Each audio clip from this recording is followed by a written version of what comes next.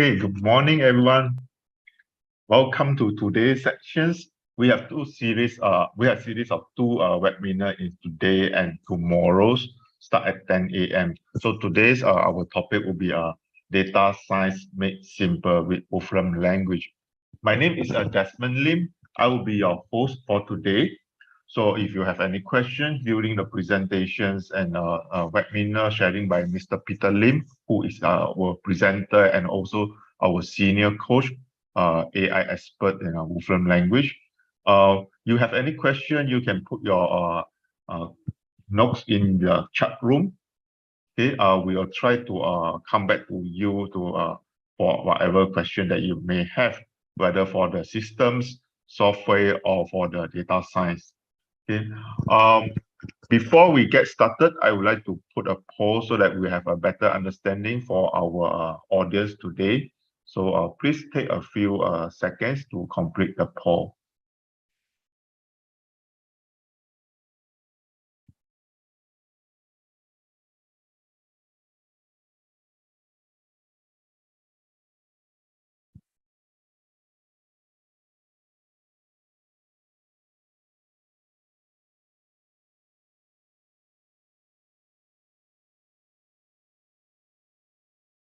Today is a short sections for about 1 hour to get you familiar and to get explore what actually you can get from this Wolfram language in terms of data science and machine learning.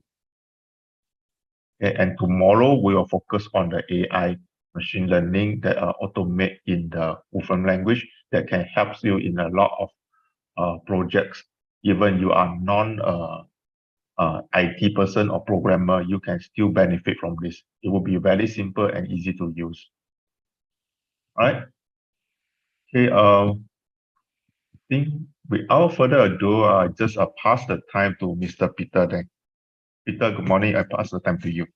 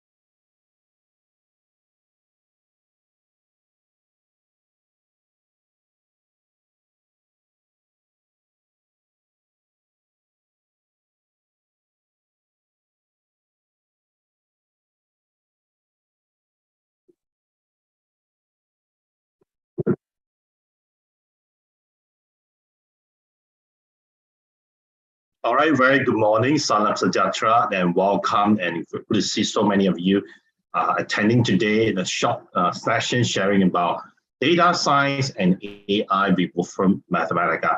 I know based on the survey the poll that filled up earlier, a few of you actually are new to Wolfram Mathematica, but it doesn't matter. Today we are not here actually is emphasized about coding, scripting, or from Mathematica. If you are actually somehow exposed and familiar with user from Mathematica, good for you. Then you might get further insight when they share about the new developments and progress data science and AI. If you're not actually with Wolfram Mathematica before, they actually have a new perspective about the developments and the progress. How some of the technologies are made available to you, and how actually with the current actually tools we have, how we can further actually go to the next level. My name is Peter Lim. I'm the senior trainer, also executive director of OEMS Nipaka Corporation. And I have been in the operation management and software optimization for industrials and businesses for past 25 years. So I quite active and engaged in many industrial projects from the regional countries like all the way from Malaysia, Singapore, Indonesia, and whatnot. And in the past, that my focus very much is helping the academic as well as private sectors how to make use some available tools like enterprise resource planning, simulation modeling, and also optimization. So it's always my actually pleasure to speak with many of you who are actually coming from a field for either private institutions, R&D, or academic sector like university and colleges. So actually we can actually have better understanding, combining the academic research and the private developments in the practical know-how. And today, if we talk about data science, we first should look at what does the market need and why we are here. Because there's always some needs, that's why we are here, maybe try to supply, and you are one of the supplying resources. So we need to find out what does market need. Now, of course, coding skill is very important when it comes to Industrial 4.0. So everyone can deny that if you want to go for automation, you want to go robotics, you want to go 3D printers, you want to go like make your entire operations more horizontally and vertically integrated, and you need a lot of IT supports. When talk about IT, you can run away from coding skills. Yeah, of course, coding skills actually are not the only actually know-how in today's Industrial 4.0 that you need to master. Very importantly, I think more than any time in the past, math and statistics become very important, because Industrial 4.0 doesn't mean to automate, but you need to help you make decisions based on using scientific manner, based on the data I have. People say data is like gold, but data without proper mathematical and statistically analysis and model, it just remains as a gold that buried deep in the earth. It's not something that it can trade as currency. So only with the good understanding of math and data, you can make sense of data and turn into knowledge that help you make decisions. So again, today that we know with many of you coming from different domain expertise. Some are from businesses, some from economy, some from engineering, some from pure science or math or physics. We all have different goals, and you know best what are the domain you're representing. So we combining with domain expert coding skill and math, that's what gives birth to data science. So we are not just good in what we are handling, and we have theory, we have actually concepts, and we have fundamental understanding and logical thinking, but we need coding skill. Combining all those things give birth to data science. You look at actually some interesting part is why we need to talk about AI is today we have good coding skill and advancement of technology, plus good understanding what we have based on foundation math and statistics. Data science, one of the very important component is AI. So again, against that, there's two other things. So look at left and right hand side. You look at a dangerous zone. Zone means that you have coding skill. You have an expert about domain, but you do not have understanding of math. Like say, math and stat become important more than any other time. Today we have a lot of tools, and we like to use black box. We like to use things template, but without proper understanding in a logical and analytics way, it actually leads to dangerous zone. So today, I'd like to share with you how we can combine coding skill easily. We also some the foundation of math and statistics, plus where you're coming from. It makes you to be a very good analyst or users or people benefit from data science. Yeah, that's what we're going to share with you. But you look at these things, it actually have a good telltale. What does it mean? Now, you look at this entire 15 top best job in the US. Best job means that best pay, highest demand. Everywhere you go, people want you. Yeah, and people willing to make good pay money. Out of 15 of these top best job, you look at rank number 3 is data science. And among all this data science, right, you look at also that 75% of them actually related to information technologies and computers. That's when you pass me to host later on. And in this case here, we could see that actually this is a new development, actually what's happening in the market right now. So now, if you look at this Industrial 4.0 and AI perspective, like one of the things that we could see that is very important is how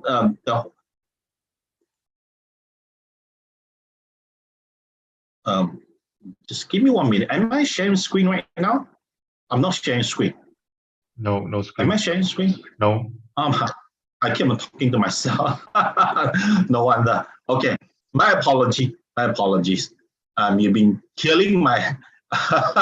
This will try to explain on the on the domain. Yeah, coding skill and math stat and domain expert. Yes. Now, if we come to that part where we look at the top best 15 job, as I mentioned here just now, right? Top 15 best job. Yeah, look at the number 3 here is like data science. So as I mentioned here, among other jobs here, like 75% of them are related to computer and information technologies. So now, if we further look at that, you look at Industrial 4.0 perspective, right? The entire directions of how people look at information data have apparent changes in the past few decades. Initially, people are contained, if in your operations, yeah, or if you're in businesses, right? You are concerned about, hey, could you give me a report about what's happening right now? For instance, that how much money I'm making right now today, how many customers are coming in. Now, after that, of course, when statistics and math plays a part, people want to know, for instance, can you tell me averagely how much I'm making every quarter? And what is the standard deviation we are talking about? And how many actually different types of customer in average, they come to purchase different type of goods or products.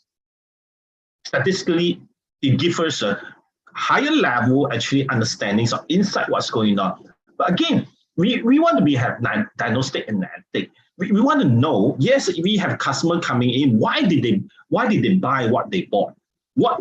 How do we sell what we sold? Yeah, we wanted something like diagnostic analytics, able to tell a story that actually what strategy worked. But finally, if we have all the data that actually available to us, we not just want to look at what happened in the past, we want to look at what will happen tomorrow. That's why AI plays an important part right now. And with the maturity of technology in the past 15 and 20 years in AI, and predictions become a very important trend as one of the very important components in Industrial 4.0. So you look at another thing here. Now, this is something interesting I always like to share, because this one actually gives us indicators and how actually data play a very important part right now in our society right now. If you look at this picture here, and you might not feel this unfamiliar, just sometime about 3 months ago in June. And these our Astro the companies, right? Yeah, we launched a 7 actually so-called the 7th satellite MEASAT 3D launch. And this satellite, right? Actually, what you see in the media is say that it tried to actually bridge the gap between the city and rural in terms of data connectivity. And this satellite actually is about merely slightly more than 5 tons. But what it does is it provides high bandwidth services. In other words, we are not looking at a satellite launch in earlier time purely for the communications and as well as entertainment per se. People are realizing today we are reliable, high scope of coverage with high bandwidth data connectivity is become very important for our future development in Malaysia. And this data does not come cheap. Yeah, this launch of satellite, it costs 1.2 billion ringgit. Of course, you have a lifespan about 18 years, but it does not come cheap. But why Malaysia willing to invest satellite launching like this? Yes, of course, when I say this 7th launch of satellite, that means it's the 7th time that we launched successfully. In fact, Malaysia launched about near 10 times. We had 3 failures. Not many of us know. So in fact, it came at a high cost. But you look at these guys like Iron Man in real life example. So, and we know it threw out right now in the sky, even as high orbit, a low orbit, a mid orbit, right? We are surrounded by nearly about 4,000 to 5,000 satellites right now. But do you know that actually half the satellites is now owned by SpaceX? Yeah, this is one of the richest man in the world, Elon Musk.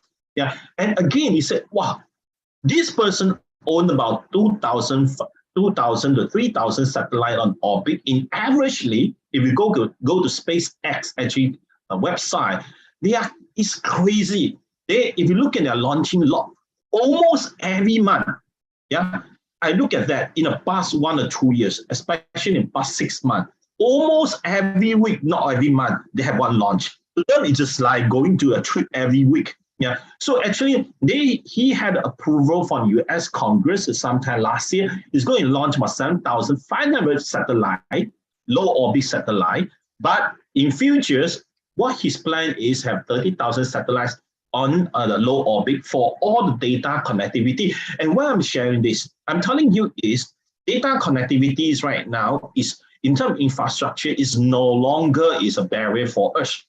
But what is a barrier stand between the data availability and the data and the knowledge is the data analytics. You have a whole bunch of flow of data, and you have a lot of knowledge and to help you make decisions. What's sit in between is the people able to do data analytics to turn this availability of data into decisions and knowledge. That's why we're talking about data science today. That's why we are here to share with you how to use data science, particularly one of the very important components, AI, to help us make intelligence and effective decisions. Now, of course, today I'm not here actually emphasize not on that much Elon Musk, but tomorrow I welcome you also to bring your friends. I know we have a lot of audience today, but I hope they'll see more of you. Today I focus more on data analytics, but tomorrow I talk particularly in the fields of learnings and machine learning, how we actually grow from data analytics and look at what happened in the past and now and to predict what happened tomorrow. That is all one of the very important roles of machine learning and AI. Okay, now I'll share with you the technology we are using right now. The technology, like say some of you are familiar, and if you are not, it doesn't matter. Okay, it's called actually Wolfram Mathematica. It's been in market more than 35 years. It's one of the very important actually scripting language, yeah, among all the R&D in the private sector as well as the academy. We have more than 5 million users in the world right now. Now, again, like I say, today I'm not here to share with you that much coding because for the next 40 minutes, I'll share with you how things been progressed, yeah, in the market right now, using Wolfram Mathematica as one of the examples. Now, if you're interested, you say, hey, Peters, how do I get hold on some of the things that you share? Yes, there's something called Wolfram Sandbox. It's free.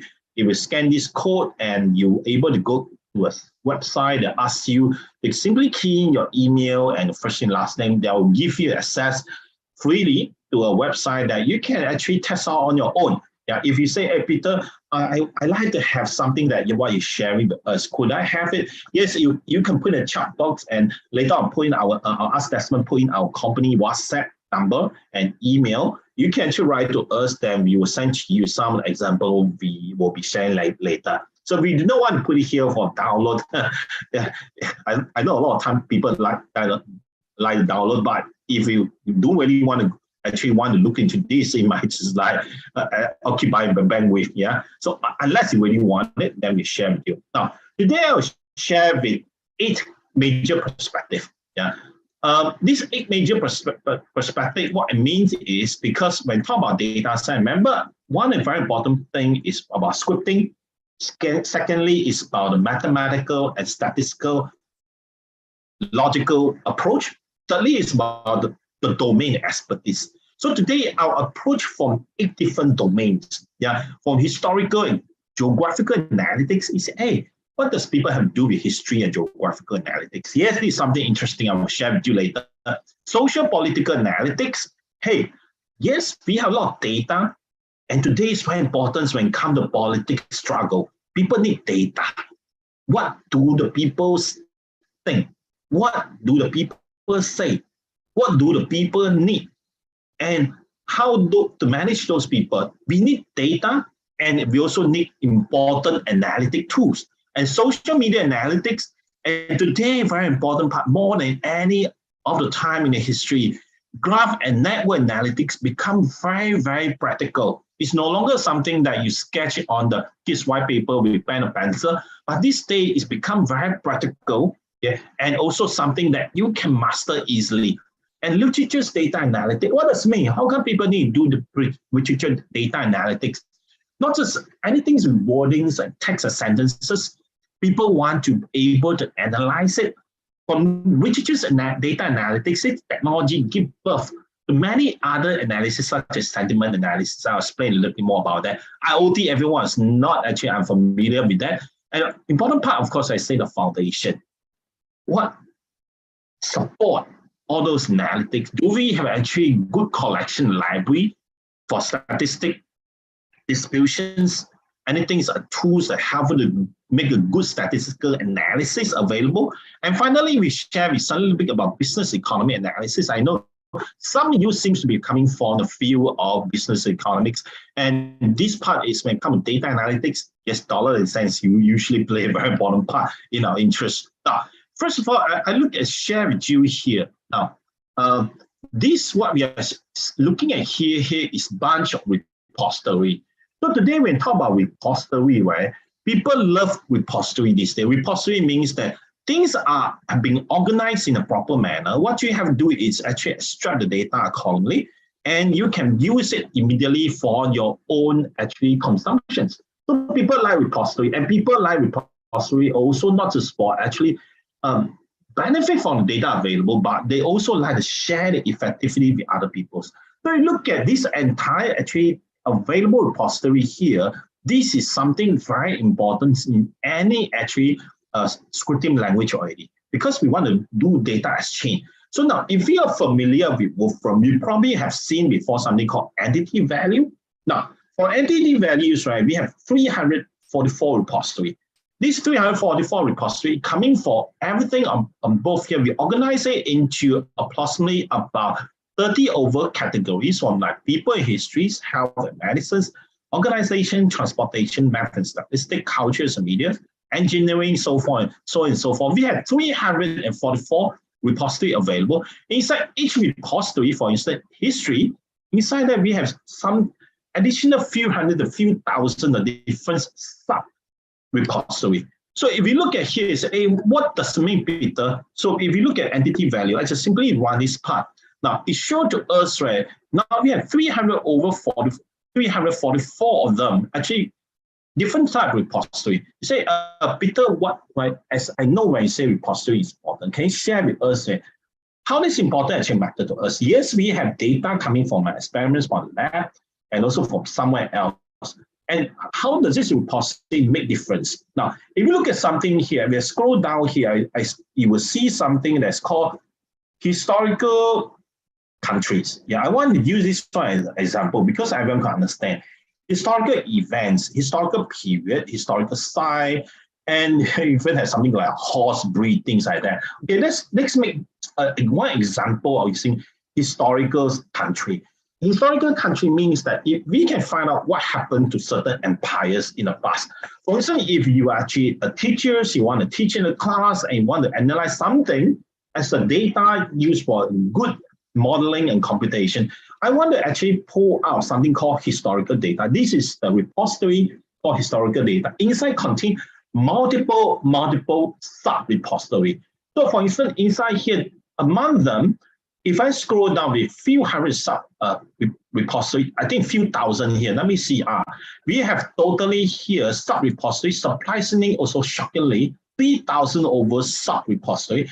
And one of them is about Turkish environments, of course, better known as Ottoman Empire. Ottoman Empire is one of very good teaching material because in a few period of few thousand years, this country actually rise and fall for 14th century to 20th centuries. It's a modern day Turkey. Yeah. So of course, lately it doesn't call itself Turkey anymore. It had changed the names. I can't really pronounce it, but doesn't matter here. Now, this simple function here I create is, I say, I want to learn about this Ottoman Empire, but let me know when does it start, when does it end. The system repository will tell us when this empire started in actually in the late 14th centuries, 13 something, like 90 something. But this is a function I created. Now, you see this whole code of functions, only a few lines of code, and also I can say, I want to animate the visualization. What does this mean? I already run these two functions that immediately I can make you these two functions. One of the function I created is called my country. This my country is a function I create. Now I say, I'm interested in to know Ottoman Empire. So if I run this Ottoman Empire, this entire function will actually give us entire geographical map based on the historical involvement from the rise and fall of this Turkish Empire. So the system actually, if code out here, we can ask the system to display in many different ways. For instance, here, in this case, I say, now, this area here, I put into green and red color. Green is early time in the late 14th centuries until the golden time of Turkey Empire. This is how it occupied. See, it actually started 1310. Actually, not 1310, it's actually late 13th century. Is if I remember correctly, my history, right, is 1290 something. Yeah, by the time it started as a small tribe, so it doesn't have territory mapping. So we say we started 1310. So if we look at history, Ottoman Empire, you say, hey, I want to visualize the whole thing. If I want not to visualize, to show it to myself, I also can show it in a class. So in this case, I ask the system display to me how the chain of this Ottoman Empire, modern day the Turkey, from the rise and fall in the past nearly about 400 years. So I can actually move this thing a little bit to see that very clearly how the actually empire actually expand and string back to the modern day of the territory. Of course, say, hey, Peter, in this case, can you see other things as well? So of course, we can see other things. Let's say, I think we already create this function. This function become something that I can deploy a website, I can change to API, I can actually easily put it into a computable version of PDF and share with my friends without actually any license. For instance, if I want to share what would be the Imperial China, that means that the history of China. Now, with this same function few line codes, if you are the scripting languages, right, let's say in the past like C, things like this, some people like to use it. With this simple approach right now, you just change 2-3 pages of coding into a 4-5 lines of scripting like what is seeing right now. So we can see the Imperial China start from Qing Dynasty all the way to before the forming of Republic of China in 1911. So similarly, you say, hey, can I look at some other things? For instance, I look at the countries. For example, I just give one more example, then we move on here. So the example here, say, what about, for instance, the kingdom? If I could recall, there's something called Kingdom Egypt. Yeah, I want to see how the Kingdom of Egypt is. Yeah, I pronounce call it GYPT. Yes, GYPT. Okay. Now, you look at Kingdom Egypt, the same thing. It start actually accessing the entire huge amounts of rich data from the repository very conveniently without you have to worry how to import it and how to understand the format. So if you look at how the modern Egypt from 1933 and 1952, of course, you can ask it to show the history and the chain of territory as well. Now, the second thing now we want to share with you about social, political, analytics, and computations. Now, one of the things here is sometimes there are many ways to do analytics and social political, but today I just take something very simple. Of course, something very simple is that you can look at social media, Twitter, Facebook, and LinkedIn, and many other actually media available. But now, in this case, I take very simple. I say, hey, I want to look at how frequently people check on Wikipedia.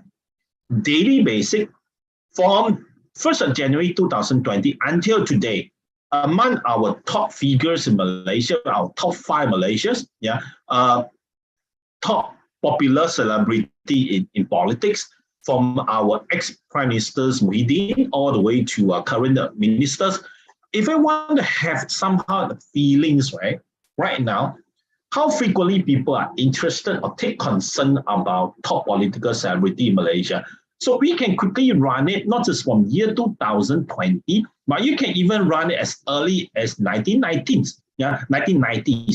And this kind of data here, is not something you can easily actually get from anywhere. But the good thing is this repository is not just keeping the historical data, keep the data up to date. So quickly we can have a look here, and in fact, we look at our eldest prime ministers nowadays. These are always all-time popular figures that in the international arena, not just in Malaysia, but we look at Nakala, Ismail Sabri, then he gained his popularities and when it comes to a position as a prime minister in Malaysia. So it pretty much fit well with historical development. Now, if you want to further look at other things like social political analytics, I say there are many ways. There are many ways. If you say, hey, I don't want to look at just from a particular website. What if I want to take it from Google? Now, Google means that how frequently people search when people posted about their topics here called snippet. Snippet is not slipper, huh? A snippet is something like it's a header. If whenever actually you run it, okay, now it asks me for integrated service. This is something that is very interesting. It not just actually integrate with some repository directly, but it integrate the external API. Because I want to integrate with external API, which is coming from Google, it needs to do some authentication. So right now you're asking me to authenticate, am I the persons who are valid from Wolfram? Yes, it's free. It's free. It's for as long as no, this connectivity is actually a request coming from Wolfram, and Google API actually I think have some sort of understanding with Wolfram. It allowed it to directly access. For instance, in this case, I say, please show me all the few hundred thousands of the search result. I only want the first 100 items about our current ministers, Ismail Sabri, right now. Can you share with me what the header? So we see that if you search in the Google, these are some of the summary header you see in the search result. So it's 100 of them. Based on this title here, we can quickly actually generate work cloud. Because work cloud today actually gives us a feeling what are the things are mostly discussed. So then when it pop up, then you know that what are the things people actually talk most about, mostly are the people who concern the most.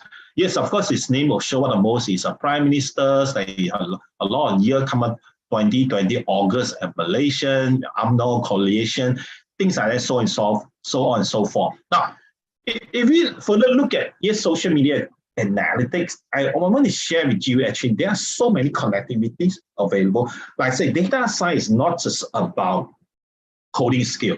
It's not just about mathematical and statistical skill. It's not just about how well you know your business. But by putting all these three together, can we achieve our result in an accelerated time? Now, some of you might not be unfamiliar with something called Google Books G-gram dataset. What does it mean? This G-gram dataset, right? This project is amazing. Google actually been keeping the data, right, from all the printed sources, yeah, had the Scopus actually index from year 1500 to 2019, yeah. Everything's not just in English, but you have Chinese, French, German, Hebrew, Italian, Russians, and Spanish. I think several other also languages also. If there's a link here, somehow you can quickly type called Google APIS, yeah, or you search for Google Ngram data set. You're quite likely to get this link also. It gives you huge database available. Now, let me just click on this thing and share with you actually what you will see if you click on this link. This thing is something that you look at that, I myself, unless you're researchers, I don't want to really mess with that. If it contains like tons, imagine the past 500 years of printer resources. This is a, like I say, interesting project, but yet this is very demanding project. But now what do people do with this project and how could you actually benefit from them directly? Now, Wolfram provide a very convenient API. For instance, I want to know about my kampong. And where my kampong coming from right now, my office and our kampong here is Klang. Yeah, in the past, you look at here, people talk about Klang. I think when the time I grew up earlier time, some people call Kelang. Yeah, there are two terms. Now, I want to see in all the printed material throughout the world that Google had collected since 1960. I don't want to go too early. 1960, right? We don't care about is case sensitive or lowercase, uppercase, right? We want to see what's the frequency of the word people use between Klang and Kelang. You can see here, Actually, all this time since 1960, right? There have been people using klang all the time. I think early time people thought this klang is like English word, but now it's official word in my kampong is klang right now. Now it's like lesser people using gelang right now. You see, immediately from this engram of Google, now we have something of perceptions what's going on.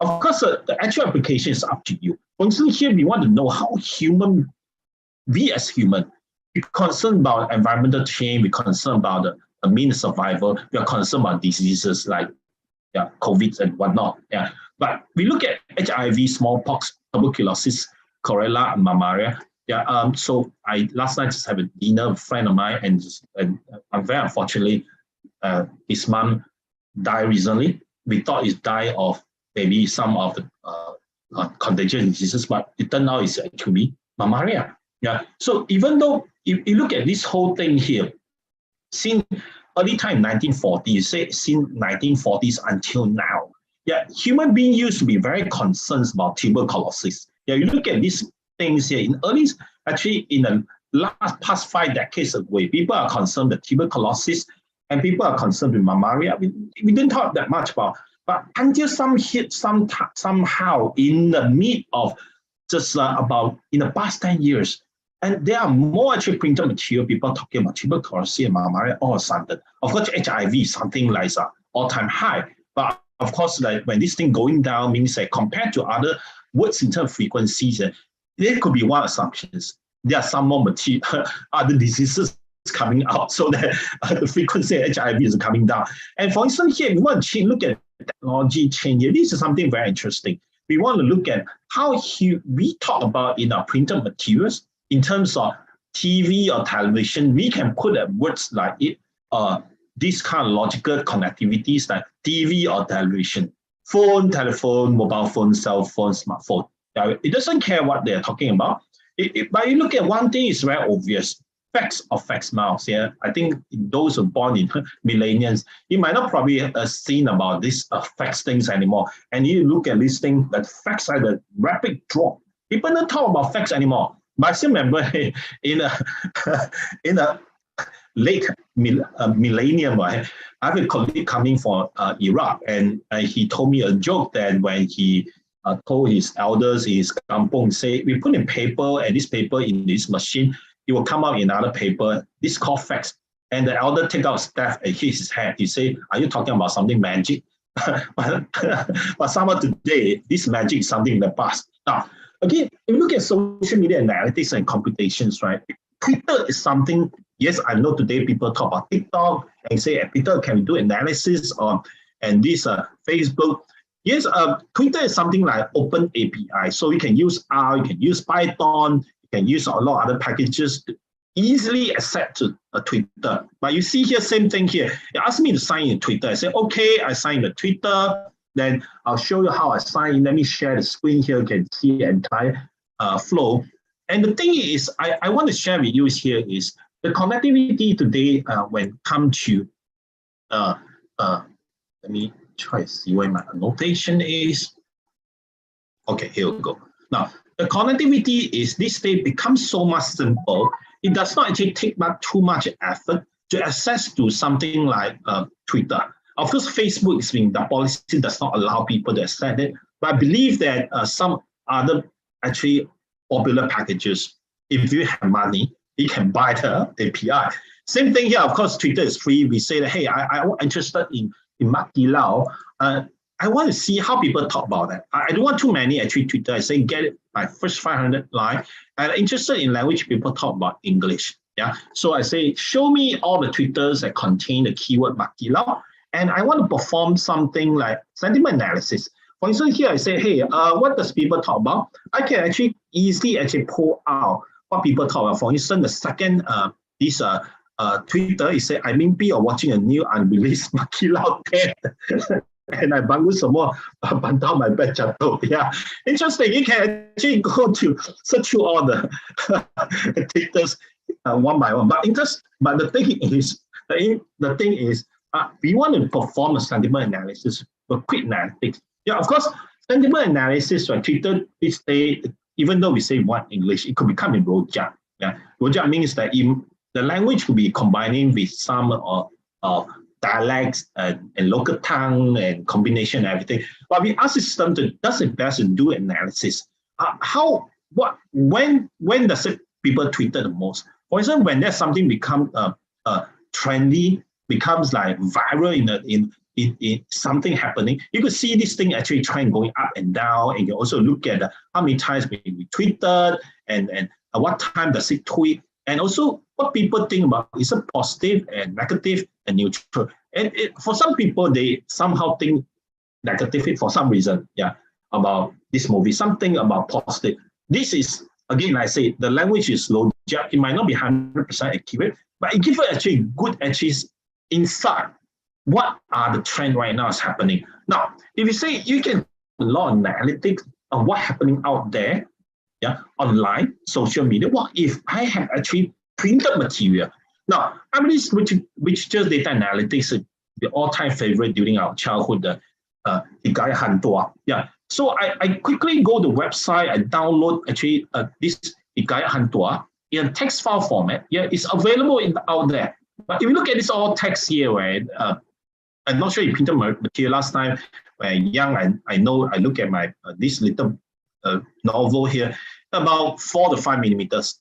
Yeah, take a book. Yeah, about A5 size, things like that. So I suppose here contain about 50 pages, things like that. But if you want to say, hey, I want to do a quick analysis. Yeah, can we do a quick analysis on what? Yeah, there are many things that using this example, right? We simply import the text file.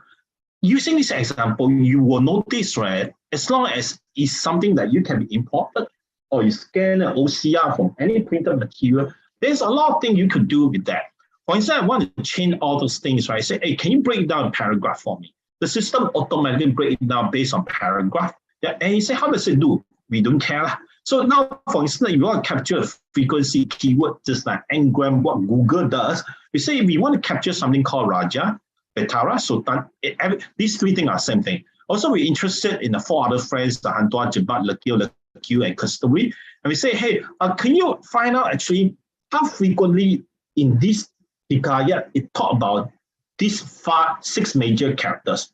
We want roughly to know. So using this approach, immediately your imagination flow already. Hey, if you can do analysis of novel story like that, right? Then I can do a lot of analysis on my email, or my letter, or my whatever collections or involved with sentences and words. Yes, definitely. That's what people have been doing a lot. It's not about literature data analytics. It's much more than this. So the system take a while, as I mentioned, that it's like 30, 40 pages. The system need to find out actually how frequently this word is actually being talked about compared to all other words inside literatures. So it takes quite a huge computation. If you want to do human way of calculation, it's next to impossible. So now, what it might take about 5 more seconds before we give a result. But it takes time. Also, we want to compare it. For instance, we say, hey, can you give a comparison every 20 paragraph? We want to know that when throughout the developments of the whole story, when the story unfolds itself, and we want to see which keyword stands out. Then we want to know that roughly what happens, what are the centers of the character, what's happening. So when this whole thing actually can give us a lot of conclusion. I know Hantua is quite a legendary person, and also there's a lot of philosophies and also conclusions about him between his relationship with his partners and with the Sultan at the time. So this can give you an insight. Now, it take a while because I opened up a lot of things running background. It should be done anytime soon. But now you look at this whole analysis, and quickly that I already demonstrate to you 4 of the very interesting one. Now, the next 4, you hold onto a horses, right? You will see there actually a few more very interesting coming up.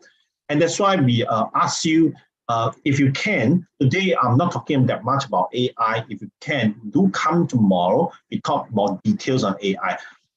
Look at here. The moment we talk about Raja, the moment we talk about Sultan, and it have actually quite a proportion itself, and the story itself focus on the rural itself. You look at this blue color one. you look at this, 很多, right, is contains about another nearly about 40 to 35%. And the rest of the friends here, actually, you can see the role it plays in the story. Based on the frequencies name, then you can tell. But now, if you say you want to look at the whole development, the system will tell us that how this whole things play out and unfold. So we can use a normal statistic, and this thing is not something that you can easily achieve in Excel spreadsheet. But I try to share with you right now. Whatever you can achieve in Excel spreadsheet with chartings and histograms, right? You can do it programmatically, easily using Wolfram. That means that your function can change anytime, and then the whole chart can become something dynamic. So you could look at the whole this grid, this red color one represent the keyword Raja Sultan Bitara. So you could see that all time, right, in this story novel, even at the end of the story, Raja always seems to be the main focus of this entire story. So who is the main character? So in this case here, you could see roughly you can come to a lot of hypotheses, interesting conclusion. Now, in real life, right, like say, graph and network become all-time important. In the past, that you do a lot of sketching, flow chart, things like that. But now, when it comes networking, discrete math, right, that's all thing can do in practicality. So for instance, here, involve politics. This is something that I will not go into very detail to explain rational. I just say, let's say in upcoming general election, somehow, in politics, everything is possible. I'm now PKR, PAS, and PPBM. They say, hey, I want to form a coalition. And so we can form government. But the condition is, I'm not saying, okay, I want 2 majors minister in the cabinet, this condition. And PKR say, okay, coalition is fine. Also, same thing. You get 2, I want to get 2 in the cabinet. And PAS say, give me 1, I'm happy already. And PPBM also give me 1. So if we have some sort of actually goal like this, of course you can say there's several ways you can solve it. You can solve it using linear programming, things like that. But one way to solve it is using actually a graph. So if I plot a graph like this, right, this is the relationship. For instance, I have a lot of candidate R2, R2, R3, R4. All are coming from different parties. Each party say not just one candidate, because they say, oh, I want 2 cabinet member for UMNO, 2 for this PKR. But they say, I will send out 2, 3, 4, 5 different candidates, but I just want 2 of them to be elected. So if I define this relationship like this, right, so I can actually generate a graph. This graph easily generated. So those actually attended our class before, right, to see that we can actually use this network to represent a lot of relationship. So this relationship simply means that today, if I want to form a coalition, let's say something called United Malaysia, let's say I call United Malaysia here. These United Malaysians want to have a cabinet member here, in this case, 6 cabinet member, let's say 6 lah. So we have 3 coming from here, we have 3 coming from here, and all those actually people can send up to a representative delegate. Yeah? But all the delegates, right, no matter how many they send out, but they all have to comply to a condition, 2, 2, 1, 1. Yeah, 2 from UMNO, 2 from PKR, 1 for PAS, 1 for PPBM. So in order to do this thing, right, like say, simple thing, we have a simple function here called find maximum flow. This is a way, this function usually people use to find flow water, a flow liquid, a flow something like in a pipe. But actually in network this day, in terms of practicalities, right, immediately you can solve the same thing like this. So then we can see now the answer is UMNO will actually choose R3, R2, these 2 candidates to be sent as a cabinet member.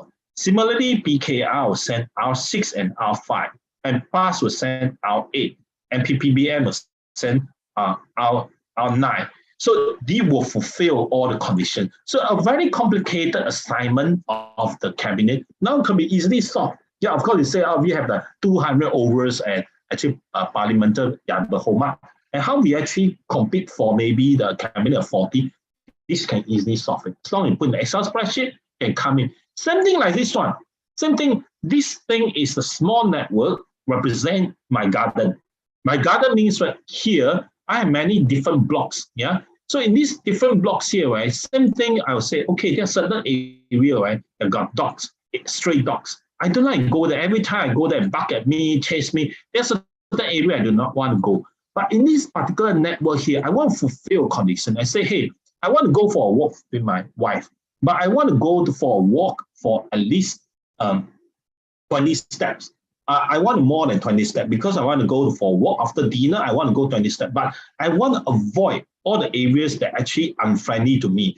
And I say, give me 3 scenarios. So in this little one line of code here, using some of the function reserved available for us called find cycle, the system automatically find. You say among this, I only want 3 solutions, but I want anytime more than 20 steps all the way to infinity. 20, 30, 40 is okay, doesn't matter. As long as I can go out and come back. Can you give me 3 solutions? Don't give me many solutions. Yeah, so immediately I say, okay, fine. The system already give me an answer. Okay, the answer is here.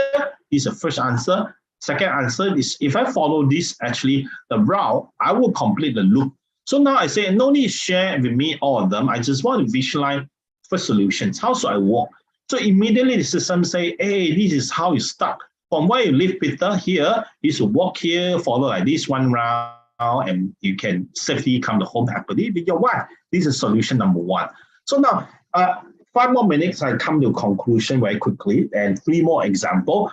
Network analytics and computation or inferences. And this is really important because they like say when it comes to social politicals or consumer marketing, right?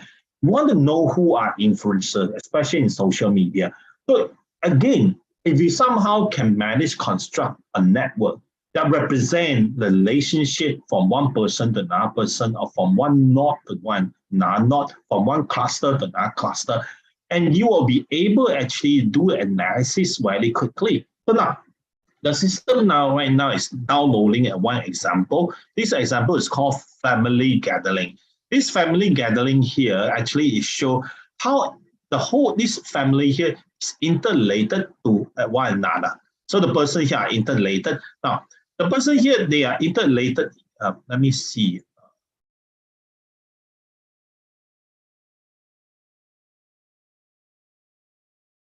Let me shut down something first. I think my internet has some problem here. Let me try it again.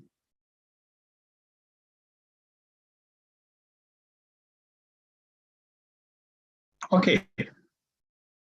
The result is already out because I pre-run it, but this thing should take a few seconds. But I think it tried to access to one of the repository, but somehow it does not come out actually in 3 seconds time. Now it's done.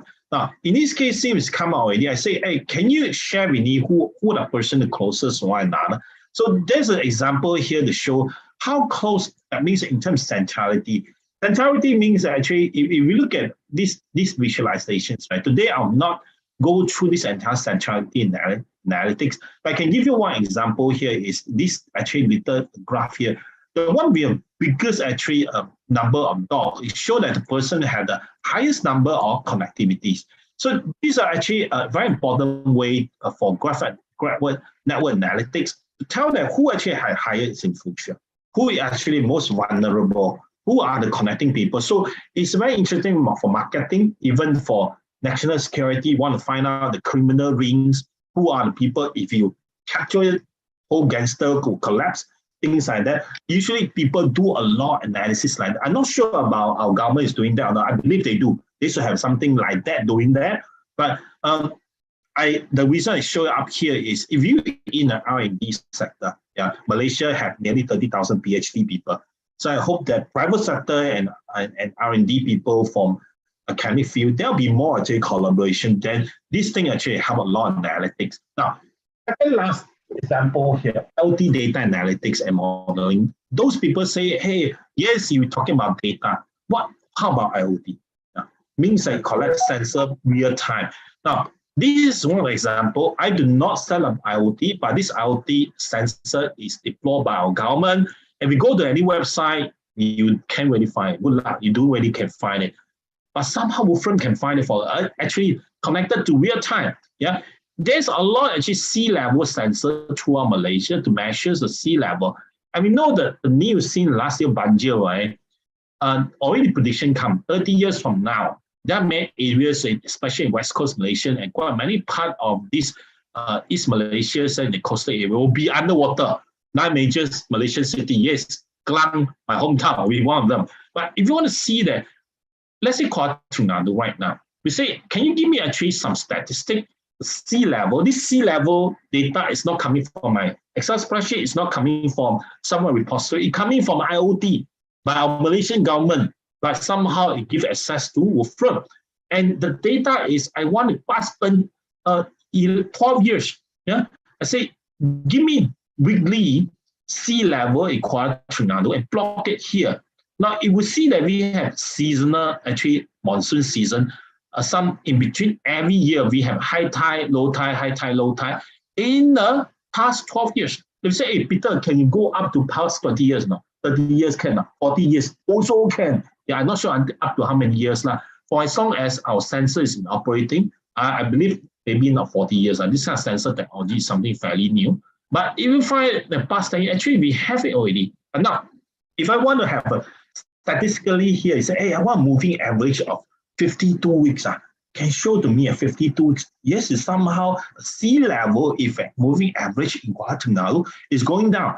But interestingly, if I change to Klang, right, actually it's going up now. That means actually we have a different scenario. We're not sure why Kuala Terengganu is going down. But for some reason, I think it's kind of close to a prediction. A lot of in the Western Peninsula, right, they'll be underwater. But what if right now, I want to find a formula. Could we have formula describe all these things? You say, Peter, crazy. And if you want to do a linear regression, you're going to get a straight line, things like that. But if you want to get a fit like this based on these cycles, right, cyclic chain, right, this is not linear. How possible? Yes, possible. Wolfram super function. Yes, I will not say all the time, but I see this cos sign, everything come up. It's a nonlinear fitting. Yes. Now, if I want to put this nonlinear fitting compared to actual data, right? You see here, it seems, yes, of course, we still have to do testing, whether it's a good fit or not. But visually looking here, it looks like quite a good fit. The red color here is our raw data. And this actually, the whole thing here is based on our equation, the system file, the sine and cosine, everything to describe the big cycle and small cycle, not just in yearly basic, also in weekly basic going up. Yeah, it's all the equations already come out like that. So you say, hey, Peter, just now you say Klang is going down. It is going up. It's true. Now I show to you. How do we change this thing? See here, the whole system here, right? We do not even have to, for instance, here, memorize too much of thing. For instance, I just say, type Klang. The system will check, does there something in the dictionary called Klang? You say, oh, yes, or there's something in the dictionary called Klang. This is all called what? It's called natural language programming. People these days don't use about traditional low-level programming only. Yes, C language still good, yeah. Python scripting good. But you look at very high-level scripting language like that, right? There's a lot of intelligence built in. If you look at cloud moving average 52, right? See, seems to be our C level going up. Let me say I put a moving average slightly higher. Put it 65, random number, 65. Like that, not very clear. Let me put 100.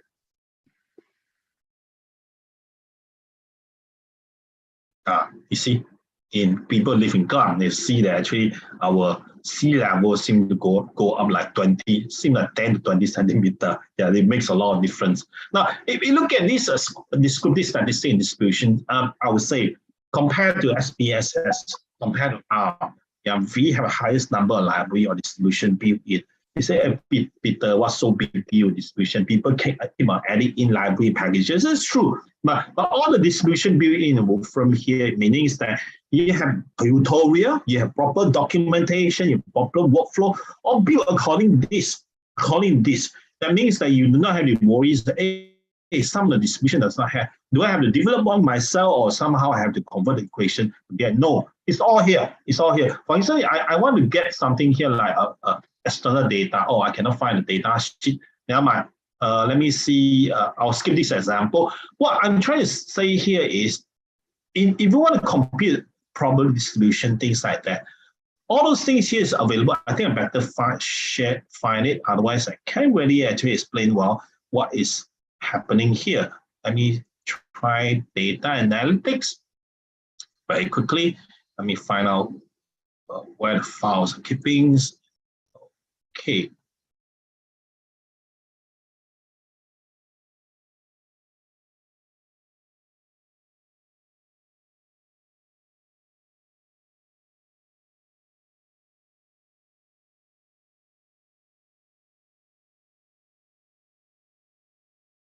See that we have so many actually different files. That means that, as I say, there's many talks we are giving in different topics. Here we go. Okay, I'm going to import a file called power plant. Yeah, this power plant, I'm going to put it here so that we can import it to show to you what's happening with this. How powerful it is when perform the analysis. Now, in this case here, I just want to import a power plant and data. I want the system not just import it, I want it to help us find a distribution of power plant. This power plant actually shows the megawatt output. Immediately the system say, hey, I find a distribution to describe my data. The data say, hey, the way to describe this data here, it could be best represented with a mixture distribution between normal distribution and gamma distribution. You see, wow, how powerful it is. I put in raw data, system, you try to find a distribution to describe it for me. Yeah, automatically. Now, even in that case, I say, hey, I want to generate a probability density function using the distribution it found for us. How does it look like? This is a combination of normal and gamma distributions. This is how it looks like. So, of course, in this case, we have to come up with hypotheses and how our raw data actually fit it with this distribution generated. And he said that, okay, the hypothesis that the null hypothesis data distributed calling the mixture, blah, blah, blah, is rejected 5% based on what test it is. It means that the null hypothesis is the distribution does not represent the sample data, or does not represent the population data. So now it's rejected, means that this distribution that came out with our system is accepted to represent the population. So this is between few seconds, a few lines of code, and also lastly, this is an example, lastly, everyone feel interested about inflation, yeah, inflation. Now, if I take away, it's called inflation adjustment. In this case here, I want to look at default unit Malaysian ringgit from 1980s, right? 1980s, right? You look at inflation right now, if you adjust it accordingly, right? What's 1 ringgit in 1980s, right? Equivalent to 2 ringgit 83 cents.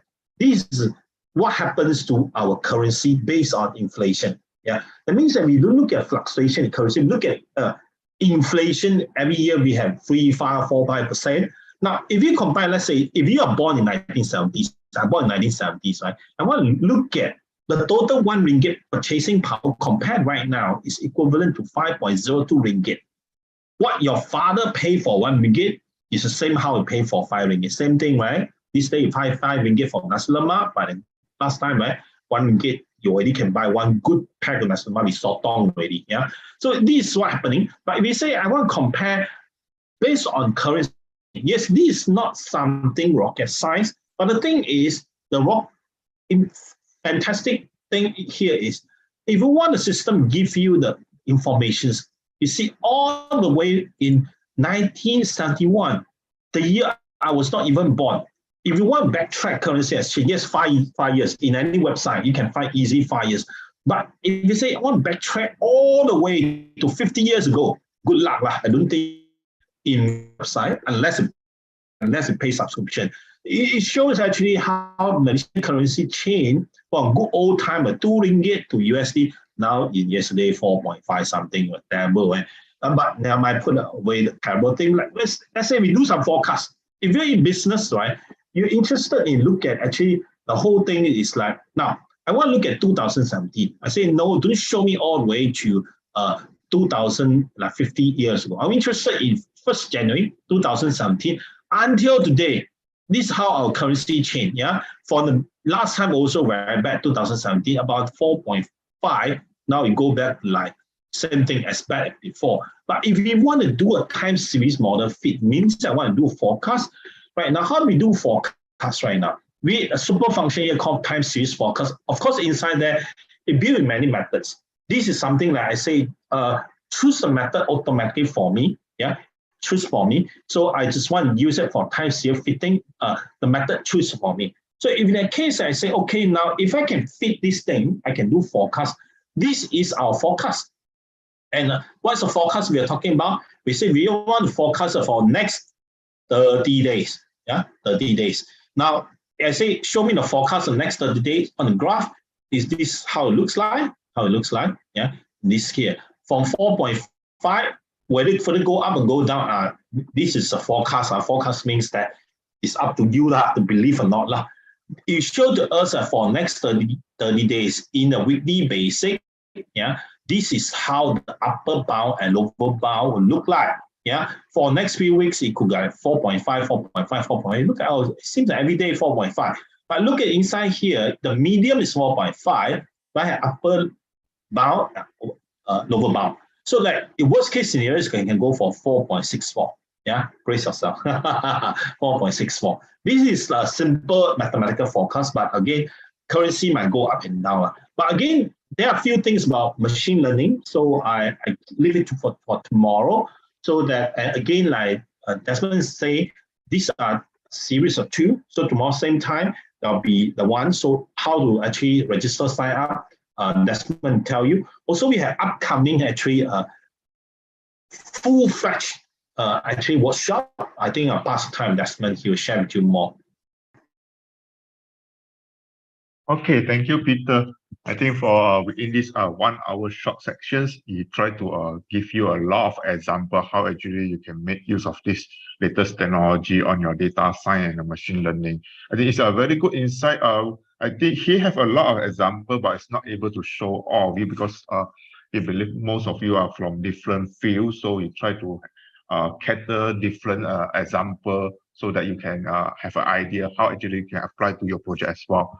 So for tomorrow, we have sections on AI machine learning. I think our data science it have to be combined, and the trend is combined with the AI, with the machine learning, so that you have a better predictions for your data as well. So same time tomorrow, 10 a.m. We will send you the registration, not registration, we'll send you the meeting URL link through email and WhatsApp by today. And if you have not registered for tomorrow's sections, you can click on the link that I already put in the chat room as well. So you can register for tomorrow's sections.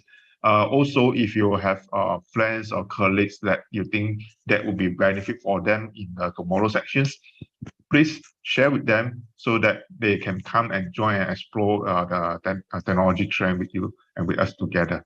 All right, and as for the training, we have a full suite of training, lasts for 5 days to handshake you from beginner, zero knowledge in Wolfram machine learning until you can manage your own project. We have a class on that. It will be at the beginning of October. For the training detail, we will disclose to you by the end of tomorrow's sections. So after tomorrow, you have an idea whether this is something you're looking for or not, and then you can decide whether it will come. So we'll share more detail with you tomorrow. So stay tuned and see you again tomorrow. If you have questions, please stay back and you can always raise your question in the chat room, or if you want to speak up, just let us know, raise your hand. Okay, thank you so much and good to see you again.